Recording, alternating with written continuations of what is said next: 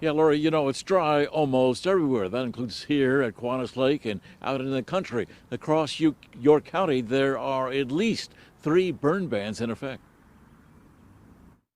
As you can see right here, just how dry and crunchy all this stuff is. You can hear the crunching sound as branches snap in this wooded area in Hellam Township. A York County fire chief is showing me how dry things are. He's discouraging people from burning outside. Despite last night's rain, the wind has been drying things out. There were strong wind gusts Friday morning. You can see here how dry this stuff is. This stuff would go up pretty quick. A few miles away, a Hellam Township farmer is also concerned about drought-like conditions. Brian Lehman says his irrigation pond is way below where it should be. It's already down like a foot and a half.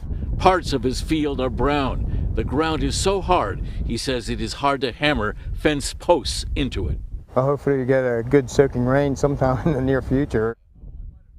Yeah, a lot of people are hoping for that. That fire chief I was talking to says he thinks a lot of people may not realize how labor intensive it is to put out these woods or field fires. He says it takes a lot of firefighters, it takes a lot of water, and as I said, a lot of manpower. In York County, Ed Weinstock, WGAL News 8.